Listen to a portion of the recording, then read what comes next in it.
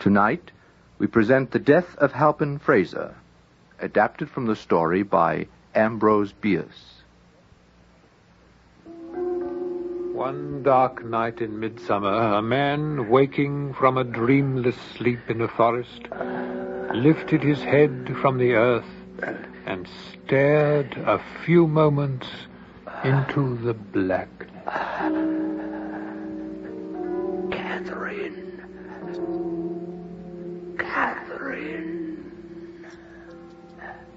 He said nothing more, for he was dead.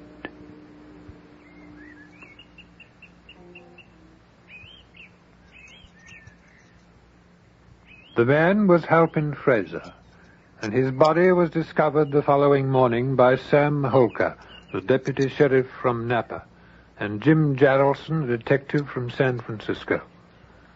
The two men left the town of St. Helena at the first glimmer of dawn and walked along the road northward up the valley toward Calistoga.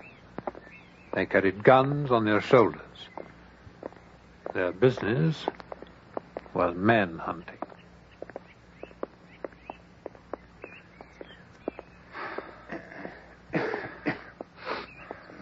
How far is it? Oh, only a little ways yet. There's a turn ahead, and it's just beyond that. Don't see how we'll see anything when we get there. This fog. Oh, it'll thin out and blow off around noon, I expect. Then we'll wait around until he shows. Till he shows? Oh, he'll show all right. I've seen him 3 times. You say he's been hanging around the graveyard? Yeah. Where they buried his wife. Now, she was the weirdie. Ooh. Maybe you can't blame him for what he did to her. Then he sure had a lot of practice before her. Yeah, she was a widow when he met her, in fact. Came to California to look up some relative. Then you know all about that. Strange people. Well, now, here we are.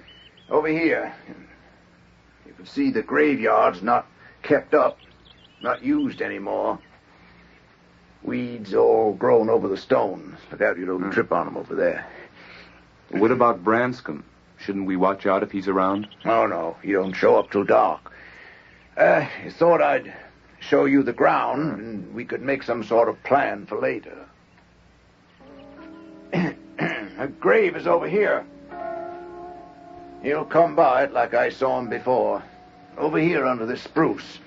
You know, it's still a mystery to me why... Hey there. Hey there now. What? Hey there now, look at this. What is it?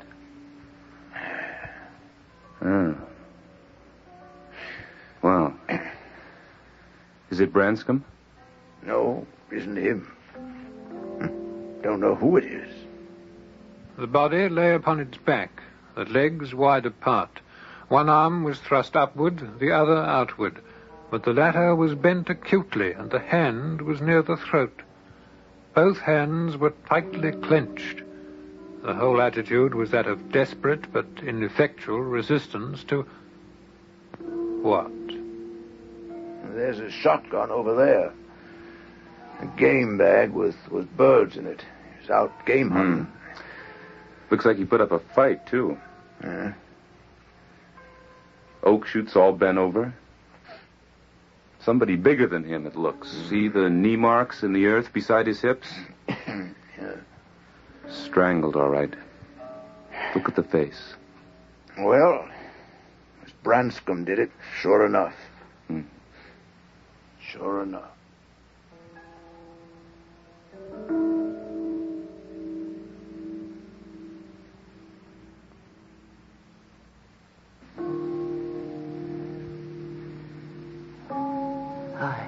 I had been all day in the hills west of the Napa Valley, looking for such small game as was in season.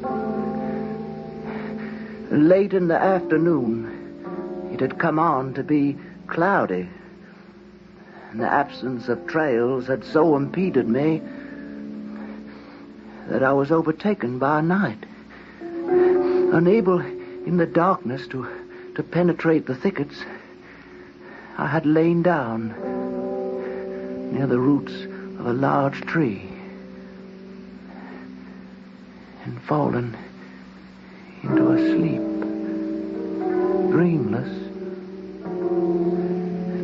until I heard the name pronounced, I couldn't imagine why, from my own throat.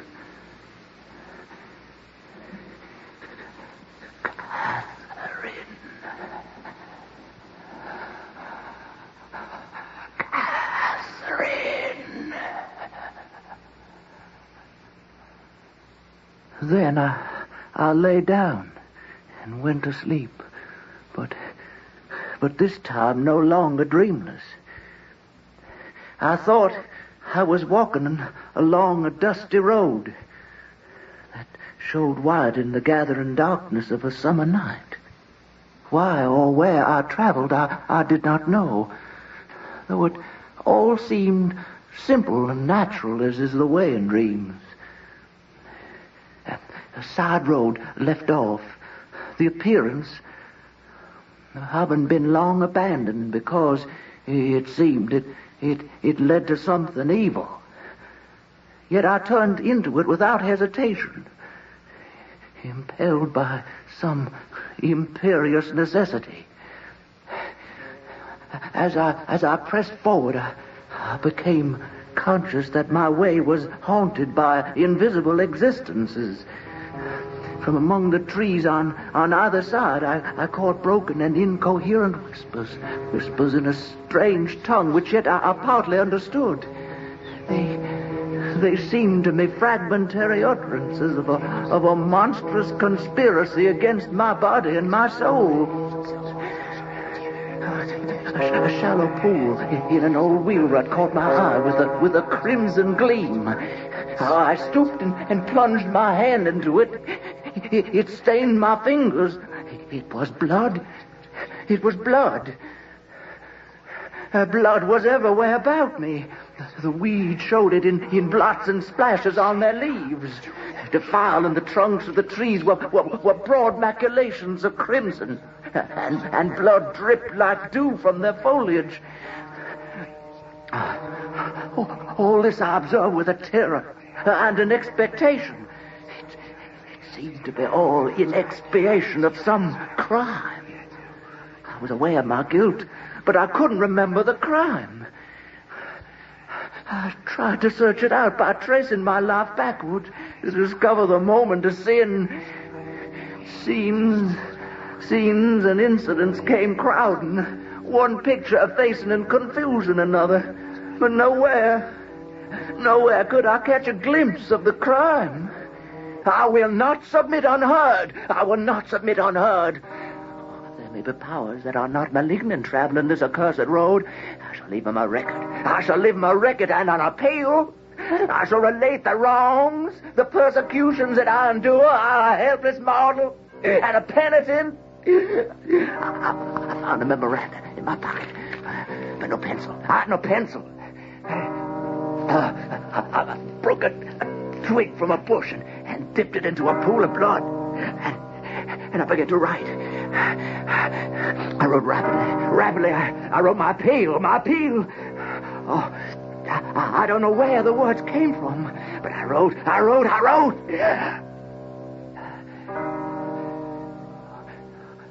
But it seemed I had hardly touched the paper with the twig when I heard her. At first from some measureless distance away.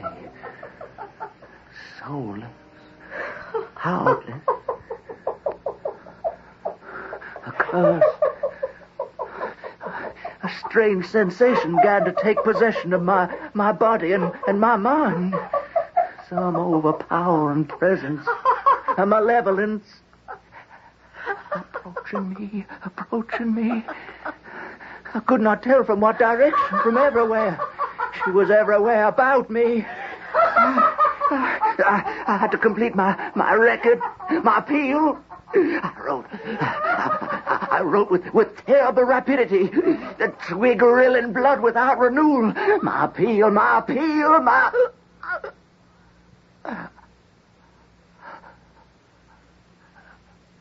But in the middle of a sentence, I could not move my hands. My arms fell to my sides. The paper to the earth. I was drawn about. I looked up. Staring into a face. Sharply drawn face. Blank, dead eyes.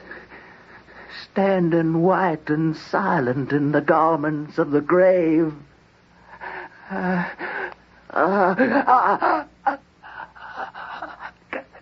Kathy. Mother.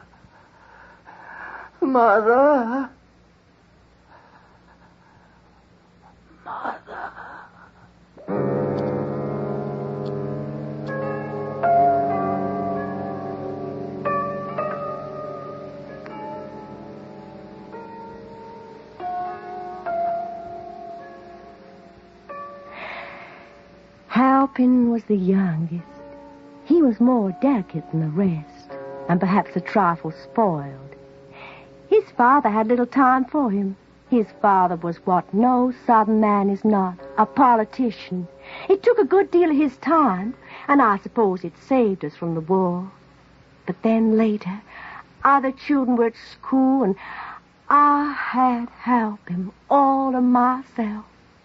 I was very happy. We were both very happy. His father wanted him to study law. Oh, my law. Halpin was a dreamer, a romantic boy. I knew from the very beginning that he could be a poet. Well, it was in his blood. And he was the living image and character of his maternal grandfather, the late and great Myron Bayne. That was my father, the famous poet, you know.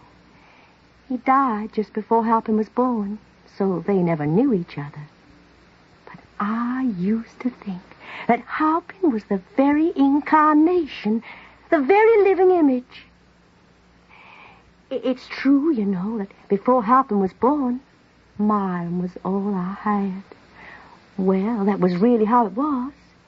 My husband was in politics, you know, and the children came and went with him all so fast. And it's true, I can hardly remember one of them now. Sometimes I think there was only Halpin after all. And before him, Myron Bayne. Oh, Myron, we always believed we'd be together again afterwards. But being alive was all we had, after all, wasn't it? You see, my father and I were very close. I was his inspiration. I was all he had. The only one he ever really loved. We had a perfect sympathy that the world would never have understood. So we had to take care. We had to protect our beautiful weakness, our guilt. Then suddenly he died, and I waited in all this dark world until Halpin was born. His father wanted him to study law. Oh, my. The Tennessee Frasers were a practical folk, having a contempt for any quality unfitting a man for the wholesome vocation of politics.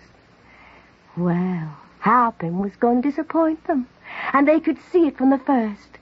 And what they said about him only showed their ignorance. They said he wasn't a very bright, and he was a crazy like his grandfather, Myron Bayne. Oh, my. Sometimes you just have to shut the whole world out, don't you? So I expect his mother spoiled him a little, and you can't go blaming her for that, can you? How happy we were, Halpin and I. I was still young, you know, they'd say. Halpin and his beautiful mother. Of course, from his early childhood, Halpin called me Kathy. Halpin and Kathy. No one would have known to look. They were jealous. Yes, they were of us, as our attachment became yearly stronger and more tender. By the time he was 25, Halpin was the most beautiful of God's creatures on this earth. I must say, he didn't turn out to be much of a poet by then. But I knew that it might just burst out of him at any moment. He had it all in him, of course. All waiting. I tried to help him a little with his writing and reading. He was a little slow at first. But he was a dreamer. A romantic dreamer. You know, the two of us were almost inseparable. And by strangers observing our manner, we weren't infrequently taken for lovers. Oh, my. In all their wild days, they'd never believed how right they were. And we laughed at them, Halpin. We laughed at them, at their outrage and envy. We knew they envied us. That element in all the relations of life, strengthening, softening, and beautifying. Yes, beautifying, even those of consanguinity. Oh, Halpin, do you remember? Do you remember even a single moment? Well, then there was that day you left me. Halpin had taken a job with a local lumber company. Oh, he wanted to do something. Didn't want to be so dependent on me, I suppose. And this friend of his talked him into working for the Talcott and Bleecker Lumber Company. Well, he hadn't been with them a month, and then that day he came into my boudoir. I suppose I knew, Halpin, by the way you kissed me on the forehead and toyed for a minute with a lock of my hair. Had you stopped loving me already, Halpin? We can't tell, can we, when someone really stops loving?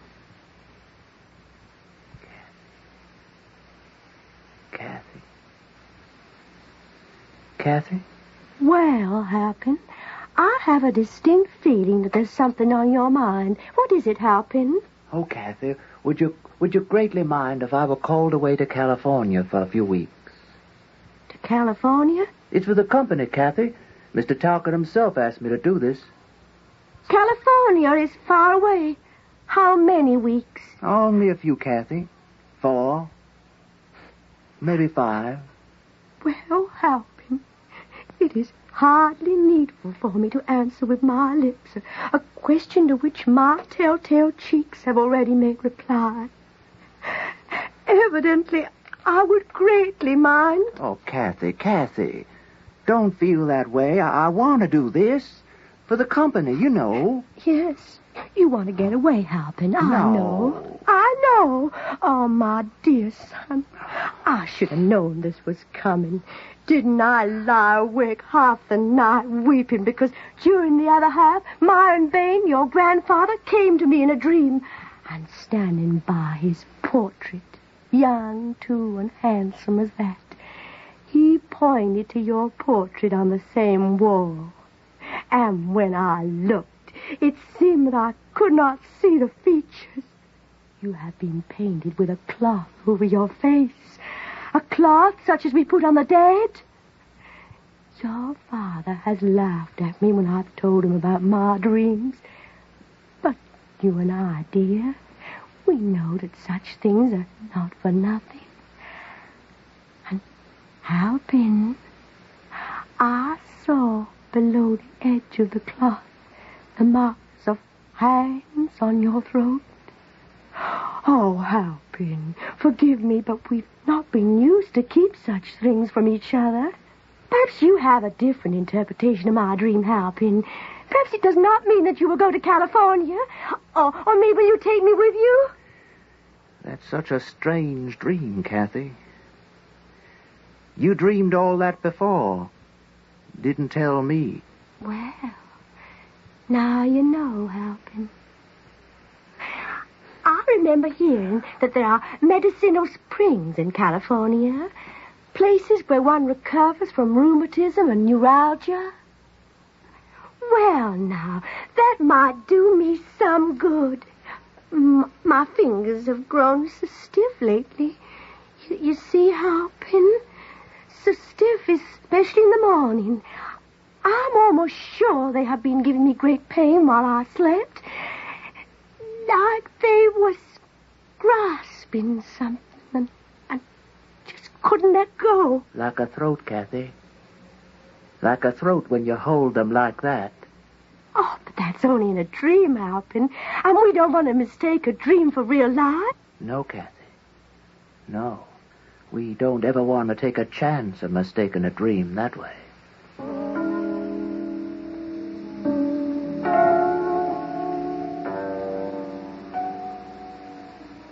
That was the last thing you ever said to me, Halpin. Seems I remember it as. You were gone next morning. Couldn't see you for dust.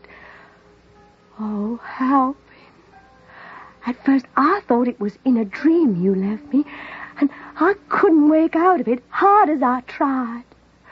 My poor hands never straightened out. They try to find you in all their emptiness. You never wrote. You just vanished like you never was. Oh, my. I came all the way to California looking for you. A long while in San Francisco, someone said you'd gone to sea.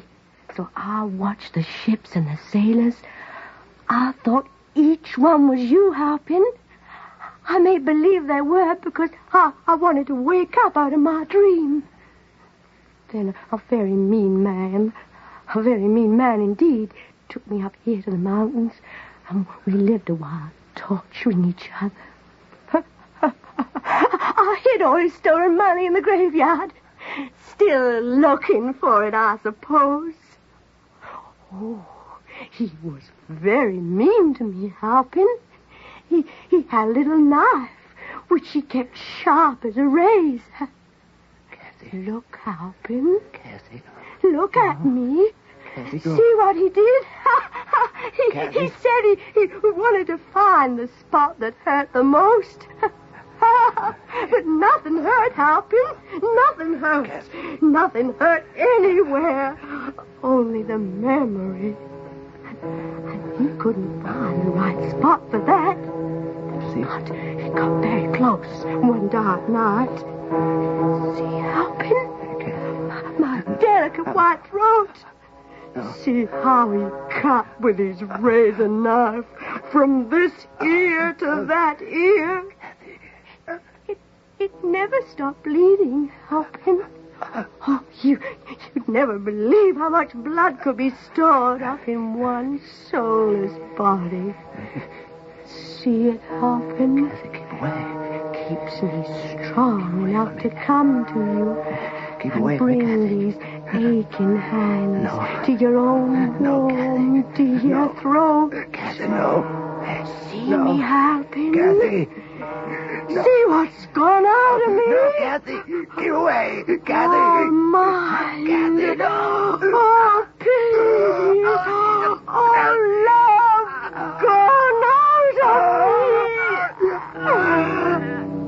I am your dream, Halpin. There is no appeal for you, Halpin. No appeal.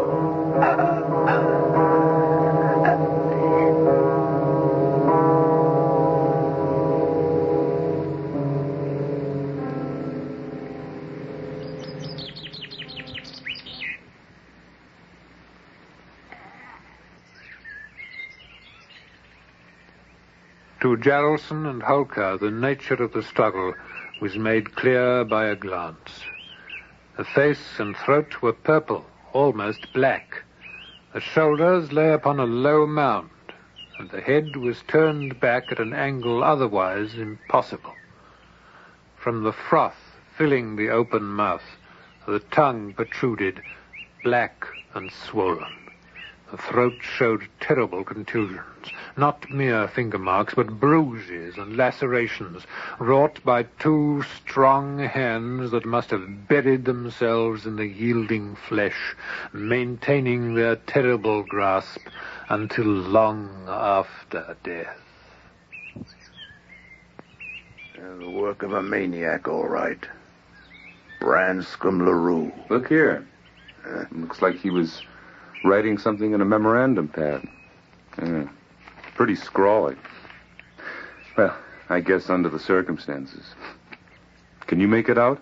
Let's see. It's poetry, looks like. The air was stagnant all.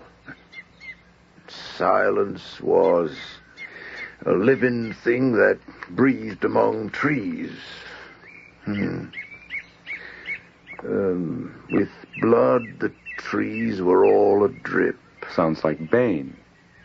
Bain? Who's Bain? Myron Bain. Poet half a century ago. Now, why would this poor fellow want to be copying down that dismal stuff? Dismal, all right.